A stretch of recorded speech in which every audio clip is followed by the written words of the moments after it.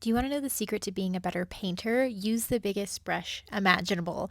I know it sounds ridiculous, but let me tell you about a lesson that changed how I painted forever. Back in one of my first painting classes in college, our professor had us working on the same painting for it could be up to multiple weeks. And after carefully noodling away and hitting that stale point where you're just kind of moving paint around, that's when he pulled out my all time favorite lesson. First, we would tape a piece of paper on a large panel and we grabbed our cartoonishly oversized 4-inch house painting brush and redo the entire painting in one single class period. No small brushes, or honestly medium brushes for that matter, just big sweeping strokes. And let me tell you, we were all panicking. And we were just far enough into our painting journey that all of us could manage to make detail and things that looked lifelike. So it felt so counterintuitive to dab and smudge at this painting that we had become so familiar with. But by the end of that class period, something amazing happened. We lined up our painstakingly slow paintings next to the big brush steadies, and we realized a lot of those quick ones were better. The areas where we had struggled for days were suddenly working with just a few bold strokes,